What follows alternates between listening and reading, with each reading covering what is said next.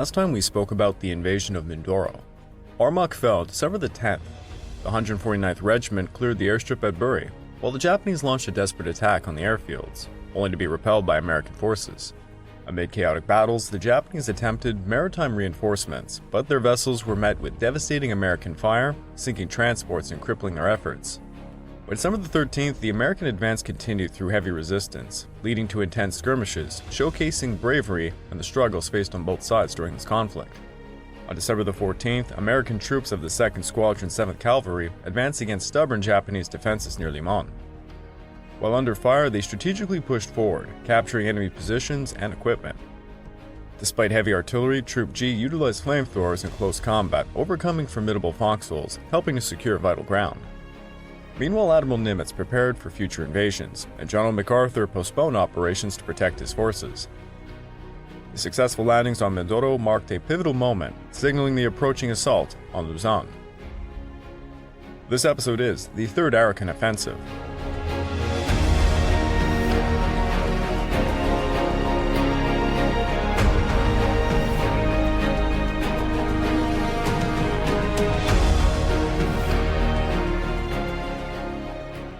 Welcome back to the Pacific War Podcast week by week. I'm your dutiful host, Greg Watson. But before we begin, I just want to remind you all that this podcast is only made possible through the efforts of Kings and Generals over at YouTube. Perhaps you want to learn a bit more about World War II? Kings and Generals has an assortment of episodes on World War II, and so much more, so go give them a look over at YouTube. So please subscribe to Kings and Generals over at YouTube and continue to help us produce this content by checking out www.patreon.com/kingsandgenerals. Hey, don't forget about our sister podcast over at The Age of Conquest, The Fall and Rise of China podcast, written and narrated by me. And if after all that, you're still hungry for some more history, why don't you check out my personal channel, the Pacific War channel found over at YouTube, and my newly titled podcast, Echoes of War, found on all major podcast platforms. Over on YouTube, I just released the second part in my series covering how to play the board game Axis and Allies, this episode on how to play Japan. Over on Echoes of War, me and my co-host just released a 3-part series covering the Second Punic War. I actually just had a conversation with him, and we think the next series we're going to tackle is going to be something on World War I. Now, if you'd like to further support me, please go check out my YouTube membership or my Patreon account at www.patreon.com/thepacificwarchannel. By joining either, you get access to the exclusive podcast. The last episode I put out was me trying to answer the question, who financed World War I? You also get early access to all of the content I make and voting rights for the subjects I will tackle next. And since it's Christmas time, I'm putting everything on discount. You can also gift a Patreon account and I believe a YouTube membership to any friends who might like history. And for those of you who can, please go over to my YouTube channel, go find my email address, and email me any criticisms you have about this podcast or any other projects I'm part of.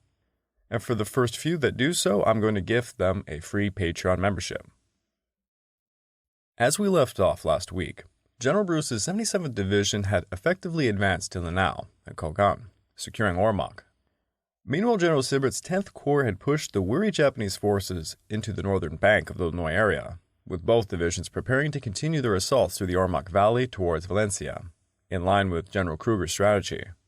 To address the emerging situation, the 68th Brigade was mobilizing to support the 1st Division, while the 5th and 77th Regiments were making their way to Haton to participate in the counteroffensive against Ormoc. However, only the 77th Regiment would reach its destination in time. Concurrently, the isolated 16th Division in the central Ledi Mountains was gradually withdrawing from the Brahman front, losing strength from each passing day, and the 26th Division was gathering north of Talasian to prepare for the final retreat to Ormoc. On December the 16th, with the port secured, Bruce's forces were poised for a next stage of their advance, to go north along the Ormoc corridor. Given his patrol's reported minimal enemy resistance west of Highway 2, Bruce aimed to encircle the Japanese forces from the east with the 306th and 307th Regiments, while the 305th would advance along the highway. Following this plan, the 305th Regiment quickly eliminated the remaining enemy positions in Kogan and proceeded 400 yards north of the road junction towards Tamboko.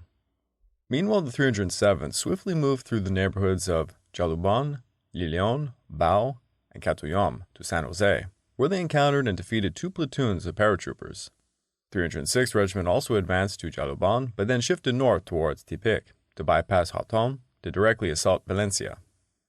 Looking north, while the 126th and 127th Regiments fought bravely against an enemy that restricted the division's progress to just a few dozen yards each day, the 12th Cavalry Regiment continued to advance towards Lannoy.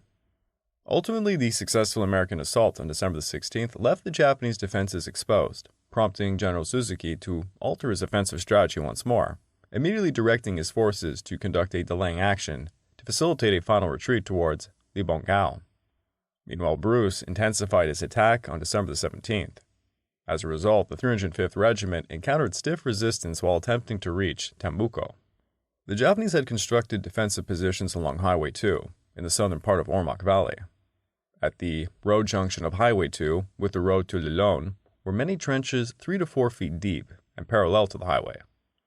Trenches had also been dug along the sides of machine gun emplacements that occupied a slight elevation commanding Highway 2, both to the north and the south. On both sides, the road from Kogon to Katoyom had foxholes lining Highway No. 2, in the ditches and under the shacks as well. Some of these positions were dug in on a slant, and they were 6 to 7 feet deep. At Tambuco, the foxholes extended along the highway for 400 yards, with machine gun emplacements on the sides of their foxholes. Other positions along Highway 2 consisted of poorly integrated foxholes and machine guns that covered the road. The field artillery pieces between Tambuco and Katoyom were placed along the highway, with the exception of 75mm guns that guarded a bridge and were well concealed inside a roadside shack. At 8:30 on the 17th, the 305th Infantry moved out along Highway 2. At 10 a.m., the 1st Battalion reported that it was advancing at a rate of 100 yards every 10 minutes against light opposition. By 11:45, the 305th was fighting through Tambuco.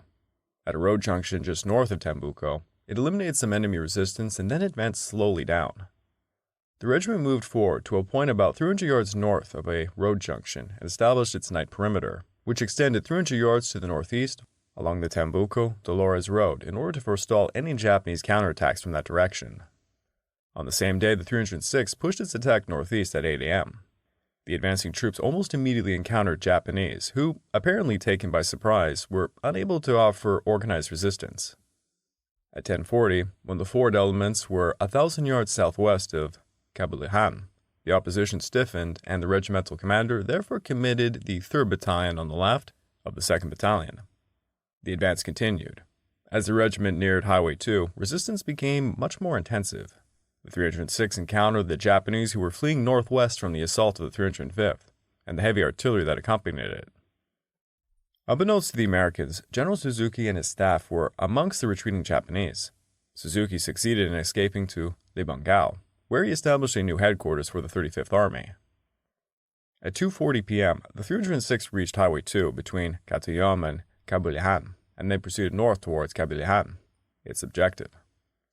Advanced elements of the 3rd Battalion reached the outskirts of the town, but withdrew 300 or 400 yards to take advantage of more commanding terrain. After combat patrols had cleared the area, the 306th established its night perimeter 500 yards south of Kabulihan at about 4 p.m. General Bruce had ordered the 307th to remain in San Jose until further notice, since the guerrilla forces had reported a large number of Japanese in the area. General Bruce had made arrangements to soften the sector with an aerial bombardment and artillery fire before the infantry attack. In response to Bruce's request, 15 P-40s from the 5th Fighter Command had been made available by General Whitehead for an airstrike against the Valencia area. The 155mm guns of the 226th Field Artillery Battalion at Dauro began firing on Valencia and its airstrip on the morning of the 17th, and they hit Japanese ammunition dumps. At 12:45, the artillery fire was halted for the airstrike, and for 50 minutes the area was bombed and strafed. With the conclusion of the air attack, at 1:35, the artillery began anew to pound the area. In the words of an eyewitness, "The medium artillery reached out from Ormoc, and the long toms from Daro joined in the fighting." In the meantime, the 902nd Field Artillery Battalion moved forward to a point where it could support the advance of the 307th. At 2:15, the artillery fire stopped, and the 307th moved astride the San Jose-Valencia road towards Valencia. Though the artillery fire and the aerial bombardment had driven some of the Japanese from the area, a strong, well-equipped force, including a number of paratroopers, remained to oppose the 307th. The regiment pushed forward, however, and by 4:40, its leading elements were on the southwestern edge of the airstrip and within 1,000 yards of Valencia. The 307th formed its night perimeter on the edge of the airfield and made preparations to continue the attack on December the 18th. During the 17th, despite the disorganization of the Japanese forces, Colonel Imahori of the 12th Independent Infantry Regiment tried to reach Ormoc, but he was unsuccessful. A few enemy artillery shells landed in the Ormoc area, but that was all. General Bruce wrote later on, "The men got a laugh because the general's latrine, unoccupied, was struck. He wished about that time that he had remained up front, which he had reached by landing in a Cub plane on an improved jungle road." The following morning, as supplies and ammunition for the 307th and 306th regiments were running dangerously low, Bruce dispatched an armored column through the 305th's lines, which bypassed enemy strongholds and successfully delivered supplies to both regiments. The 305th then faced minimal resistance as it advanced towards Haton, with its 3rd Battalion decisively eliminating all enemy opposition along the Dolores Road. Simultaneously, the 306th steadily pushed towards Valencia, successfully reaching the southern edge of the town, while the 307th secured the airstrip without any resistance. As General Gill directed his forces northwards, the 126th Regiment successfully seized a ridge east of the road, advancing closer to the main enemy defensive line located north of Lannoy. On the morning of December the 19th, the 126th launched another offensive, overrunning numerous enemy positions and advancing 200 yards before being replaced by fresh troops of the following day. Meanwhile, the 12th Cavalry encountered only light and sporadic resistance in its efforts to secure Lannoy, although its 2nd Squadron faced tougher opposition while assaulting a knoll southeast of Barrio. To the south, following the fall of Valencia, the 5th Regiment reached Libongao, just as Bruce prepared to press forward in the northern campaign. Thus, the 307th Regiment steadily advanced north along Highway 2, engaging an advanced battalion from the Takahashi Detachment, while the 306th moved successfully northwest across the terrain to a position 300 yards south of Polampan Road. On this day, Suzuki received news of the enemy's invasion of Mindoro, along with General Yamashita's orders to conduct a strategic delay on Ledi. In response, he commanded all of his forces to begin a gradual withdrawal towards Polampan, leaving Libongao for Matagub. On December the 20th, the 306th Regiment reached Polampan Road and dispatched the 1st Battalion west towards the Togbong River, while the 3rd Battalion turned east towards Highway 2. At the same time, the 307th Regiment launched an assault on the Libongao positions and successfully defeated the 5th Regiment, compelling the Takahashi Detachment to retreat towards Matogob, where they established Suzuki's final delaying position. Additionally, as the exhausted 126th Regiment was relieved, the 12th Cavalry began moving south from Lannoy to intercept the enemy's retreat route at Kananga. On December the 21st, the 1st and 102nd Divisions began their withdrawal towards Polampan, and the 12th Cavalry successfully captured Kananga and established contact with patrols from the 77th Division. Consequently, Highway 2 was finally open from Ormoc to Pinamapoan and the Ormoc Valley, where the Japanese had fiercely resisted the American advance. It was now firmly under the control of the 6th Army. General Mudge, commanding general of the 1st Cavalry Division, said of the 12th Cavalry, "As a result of the stout-hearted efforts of the 12th Cavalry Regiment, elements of the division are within 2,500 yards of making contact with the forward elements of the 77th Division. Considering the fact that the regiment has been reduced to 50% strength by the rigors and deprivations of 40 days in the mountains, the display of courage, stamina, and drive on the part of the 12th Cavalry is a credit to the best traditions of the United States Cavalry." However, after all of this, we must now shift our focus from the Philippines to Burma to follow the progress of Operation Capital. Previously, while General Sultan's offensives in the north was advancing quite well, General Slim's eastern push, led by General Reese's 19th Indian Division, encountered less resistance than anticipated. This indicated that the enemy was rapidly retreating to stronger defensive positions behind the Irrawaddy River. As a result, Slim's strategy to encircle General Katamura's 15th Army on the Shuebo Plain was compromised, necessitating a significant adjustment to his offensive. His forces, stretched from Tamu, were at risk of a counterattack, while attempting to cross one of the most formidable river barriers. Therefore, Slim aimed to find a way to not only cross his troops over the Irrawaddy without any major issues or interference, but also to gain the decisive advantage needed to engage the Japanese on his own terms, targeting them where their defenses were weakest. Within just a few days, Slim and his team devised a new strategy known as Operation Extended Capital. The objective was to convince the Japanese that nothing had altered, and that the 14th Army's advance was still primarily directed towards Mandalay, with its 2 corps crossing the Irrawaddy to the northwest of the city. The core of Slim's revised plan involved General Stopford's 33rd Corps, which was now bolstered by the 19th Division and the 268th Tank Brigade. They would maintain their planned crossing the Irrawaddy north of Mandalay.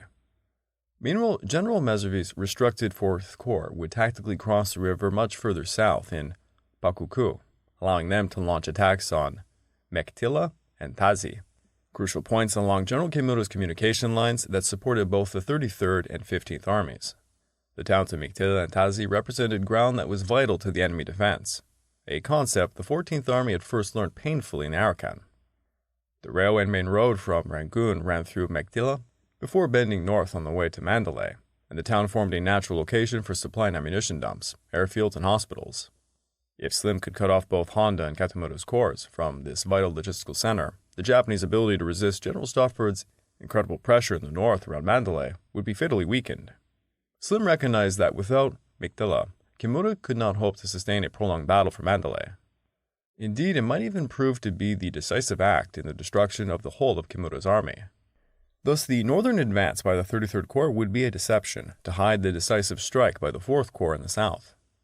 If Slim could attract the greatest possible number of enemy divisions towards the northern crossing points, where, after all, Kimura expected him to strike, he could minimize opposition to the real focus of his attack in the south. This would provide Slim with, as he put it, not only the major battle I desired, but the chance to repeat our old hammer and anvil tactics. The 33rd Corps was the hammer from the north against the anvil of the 4th Corps at Mektila and the Japanese between. Simultaneously, a new offensive was gearing up in the south. Unable to execute Operation Dracula, an intended amphibious assault on Rangoon, Admiral Mountbatten was resolved to initiate an offensive in the Arakan region. Codenamed Operation Romulus, it aimed for General Christensen's 15th Corps to again attack Akyab, marking the 3rd attempt to regain Arakan since the war had begun. Christensen's strategy involved a 3-pronged attack into northern Arakan, with Major General George Wood's 25th Indian Division advancing on the right along the coast, Major General George Bruce's 82nd West African Division in the center within the valley of the Mayu River, and Major General Frederick Loftus Tottenham's 81st West African Division on the left in the Caladan River Valley. Expecting heightened Japanese resistance along the Dombeak, Rathudong, Mayohong line, Christensen suggested that while his 3 frontline divisions engaged the Japanese forces with aggressive attacks, Brigadier Peter Young's 3rd Commando Brigade would land in the Japanese rear on the Myoban Peninsula, followed closely by Major General Cyril Lomax's 26th Indian Division in a bid to finally capture Akyab. Facing them was General Sakurai's 28th Army, which included the Sakura Detachment, organized around 3 infantry battalions from the 55th Division, along with the 55th Reconnaissance Regiment, stationed along the Gorusara, Batudong, Kindong line, and the Caladan Valley. Lieutenant General Miyazaki Shigesaburo's 54th Division was responsible for defending the remainder of the Mayu Peninsula and the coastal area extending to Tongup. Meanwhile, Lieutenant General Sakuma Ryozo's diminished 55th Division occupied the Irrawaddy Delta region, and Major General Yamamoto Susunoru's 72nd Independent Mixed Brigade was positioned near the oil fields at Yanangyuan. Additionally, the Ikatsu Force, centered around the 153rd Regiment, was near Yanangyuan, while the Rangoon Defense Unit, which included the Rangoon Anti-Aircraft Unit and various logistical elements, was tasked with protecting Burma's primary port. Sakurai's strategy, known as Operation Kan, entailed a defensive stance on the Mayu Peninsula and Yanangyuan, along with safeguarding the southwestern coast near Basiin against potential amphibious assaults. As the defenders slowed the enemy's progress towards their fortified positions, the 54th Division would be promptly sent to launch a counteroffensive.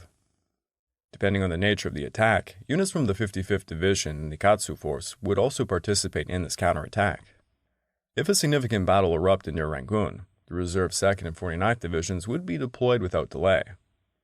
Meanwhile, with the 26th Division being withdrawn from the rest, the 25th Division prepared to move towards Rathudong, and the 82nd Division advanced into the Calabazin Valley. The 81st Division was dispatched on October the 1st to progress through the Moldok Mountain Range towards Kyaukta. As they moved southwards across challenging and nearly impassable terrain, the West Africans expected to capture Moldok by October the 18th, effectively eliminating the last Japanese forces from Indian territory before progressing through the Caladan Valley. The 55th Reconnaissance Regiment stationed at Paltois endured multiple assaults until early November, at which point they received orders to retreat to the Caledon Line. On December the 15th, the Japanese launched a strong attack with artillery support against the 6th West African Brigade. Private Kweku Pong, number 2 on a Bren, was wounded and separated from his section. Well armed with 12 magazines, he engaged the Japanese with short bursts for hours as they searched for him, until he eventually lost consciousness from loss of blood. Havildar Amro Singh's gun section of the 30th Mountain Regiment was supporting the brigade when it was overrun, and his officer was badly wounded. With 2 other men, he defended the position with rifles, bayonets, and grenades, until they were rushed, and he defended it by swinging a rammer until he was borne down and bayoneted. The Japanese were eventually driven off when both men were found. Singh was awarded a Victoria Cross and Pong a Merit Medal. Slim never changed his view that Africans would be lost without British guidance, but he probably never heard of Kweku Pong, who had found himself alone, badly wounded, in the middle of the night with Japanese rampaging through the bush around him, with a battle going on behind. No white man was there to tell him what to do, no African NCO, nor any African for that matter. Nobody would have blamed him for just lying down, but instead he showed considerable courage and good tactical sense. For this action, the 5th Gold Coast Regiment was awarded the unique honor of Tinma. Meanwhile, by late November, Wood had sent the 51st Indian Brigade to assist the African offensive in the Kalapazin Valley. After successfully completing this mission, the 25th and 82nd Divisions launched their assault on Buthodong on December the 12th. Wood's strategy involved a series of coordinated moves, with units leapfrogging over another, while the pace of the advance depended on how fast the sappers could repair the routes for the subsequent vehicles. Significantly outnumbered, Major General Sakurai Takutaro's troops were ultimately forced to evacuate Buthodong on December the 14th. In response to the escalating enemy pressure in both the Caledon and Maui regions, the 28th Army ordered the Matsu Detachment, consisting of 3 battalions from the 54th Division, to take over control of the Caledon front, while Major General Koba Tomatoki's forces advanced towards Tinma. However, Loftus Tottenham wisely decided to outflank this position, compelling the recently arrived detachment to withdraw, while other African units made their way to Kokta by the month's end. At the same time, the 53rd Indian Brigade progressed along the Kalapazan River, and the 82nd Division managed to overcome strong resistance at the Kindong village in late December. On the night of December the 21st, the 6th Oxfordshire and Buckinghamshire Light Regiment undertook a night march exceeding 20 miles to capture Dombak, which was taken without any resistance. It was only at this point that the remains of the Valentine tanks and crews lost 2 years prior were discovered. The Sakurai detachment, having reached its limit, had no option but to retreat towards Mohang, where they would have to be supported by the Matsu detachment during their final withdrawal to Prom. With no opposition encountered, the 2 West African divisions successfully made contact on January the 4th, resulting in the complete clearance of the Kalapazan Valley. Meanwhile, looking north, General Slim had initiated Operation Extended Capital on December the 19th. In line with this, Stopford instructed the 19th Division to advance along the west bank of the Irrawaddy, to launch an attack on Shwibo from the east, while the 2nd British Division, having crossed the Chinwind at Kalawa, approached Shwibo from the west. After capturing Shwibo, the 19th Division was to pivot eastwards to secure bridgeheads across the Irrawaddy north of Mandalay, while the 2nd Division continued south towards the Irrawaddy bend near Sagang. Slim aimed to create the impression that the entire 14th Army was advancing on Mandalay by associating the 19th Division with the 4th Corps. Additionally, the 20th Indian Division was tasked with crossing the Chinwind at Kalawa and moving downstream to capture Manwa. Meanwhile, Meservey was organizing his dispersed divisions to commence their advance down the Ganga Valley, from Tamu to Pakoku. In the lead would be the Lushai Brigade and the 28th East African Brigade, tasked with clearing the enemy from Ganga and subsequently advancing to Pakoku.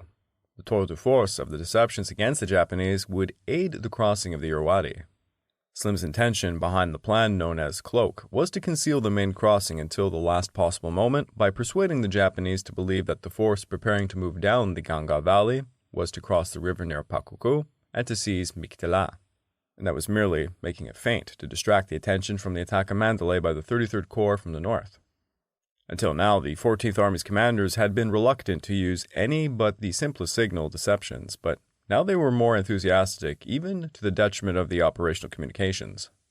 Thus 3 schemes were adopted: Pippin, which covered the withdrawal of the 5th Indian and 11th East Africa Divisions; Stencil, which created a dummy 4th Corps headquarters that appeared to control formations under the 33rd Corps; and cloak, which was designed to give the false impression of the forces operating that the forcing of the Irrawaddy would take place away from the real main effort, and that any movement the Japanese saw in the Ganga Valley was itself only a diversion. There is no doubt the speed of the advance into Central Burma was achieved, in no small measure due to the deception scheme, which also used political channels, displays, and deception devices dropped by mosquitoes and bowfighters. Following them, the 7th Indian Division aimed to capture Paukoko, secure the west bank of the Irrawaddy, and establish a bridgehead across the river. Once this bridgehead was established, the 17th Indian Division and 255th Tank Brigade would cross the Irrawaddy and race towards Meiktila. However, before initiating this advance, Messervy needed to enhance the pathway through the valley to facilitate the movement of his artillery and armored units. The Lushai Brigade, already forward, also needed artillery support before launching their assault on Gonga. Therefore, while Messervy's engineers promptly began upgrading the road and track south of Kalamo, only Stopford's units would engage in combat in late December. Moving swiftly, the advanced elements of the 2nd Division, along with tanks from the 254th Brigade, passed through Pyongyang on December the 23rd and continued towards Paga, successfully overcoming several rearguard positions held by elements of the retreating 33rd Division, which eventually reached Monhua in early January. At the same time, the 19th Division captured Wuntho and began to advance southwards towards Shuibo. In the meantime, Messervy's engineers worked diligently for 2 weeks to prepare the track. By the end of the month, his field artillery was en route to Ganga. The 28th East African Brigade departed Impal on December the 22nd, followed by the 7th Division 4 days later. However, in the northeast, Sultan continued his northern offensive with minimal success.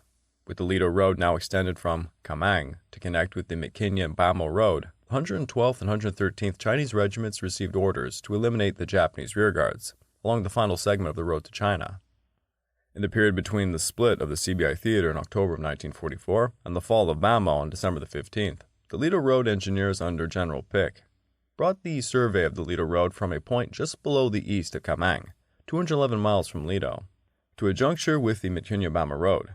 The Lido Road was to then bypass Mikinya, for there was no point of running heavy traffic through an inhabited place, and Mikinya's supply needs could be served by an access road. Metaling and grading were complete almost to Mogang. The Mogang River had been bridged near Komang, and a temporary bridge placed across the Irrawaddy. Tonnage carried on the road for use within Burma was steadily rising. In early October, it had carried 275 tons a day. By the later part of the month, the rate was twice that. Immediately after Bamo's capture, the advance headquarters of the road engineers were moved to that town. A combat supply road was made from Mogang, below Mitkinya, to a point just 10 miles west of Namkam. The 113th Regiment advanced up the valley alongside the established road from Pankam, while the 112th proceeded through the hills. The primary assault was to be led by the 30th Chinese Division, with its 90th Regiment advancing straight along the road towards Namkam, while the 88th and 89th Regiments executed a shallow envelopment to the south of the road. Although conditions were favorable for a rapid advance into the Shweli Valley, the commander of the 90th Regiment hesitated, causing delays along the flanks, as they formed the center of the Chinese line. Concurrently, Sultan ordered the Mars Task Force to embark on a challenging march through the hill country to the Mangwi area, aiming to cut off the Burma Road near Hosi to effectively encircle the enemy of the 33rd Army. The 50th Chinese Division, which had been following the 36th British Division down the railway corridor, was set to occupy the vacated positions on Tonghua and Siyu.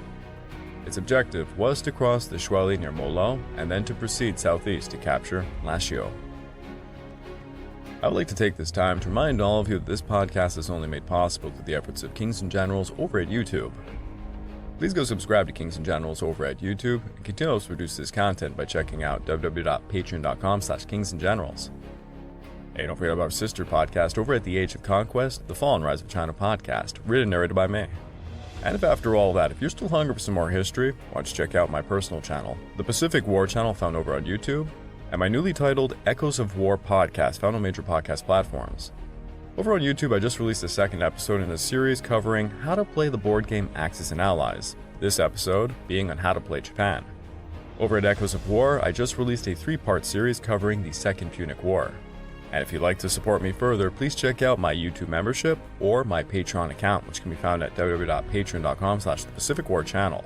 By joining either, you get access to the exclusive podcast with over 26 plus episodes and ongoing. The latest episode has been me trying to answer the question, who financed World War I? You also get early access to all the content I make and voting rights for the subjects I will tackle next. And hey, it's Christmas time, so if you want, you can actually gift a Patreon account to some friends who like history. And if some of you go over to my YouTube channel, you can find my email address. Please email me critiques, criticisms, what you want to hear more about in this podcast or any other projects I'm part of. The first ones to do so will be gifted a free month of my Patreon account. Amidst fierce battles, General Bruce's troops advanced against Japanese forces in Leyte, securing key positions and paving the way for further assaults amid strategic retreats. In a strategic deception, General Slim's forces advanced on multiple fronts, aiming to outmaneuver the Japanese, ultimately leading to decisive victories in Burma and weakening enemy defenses.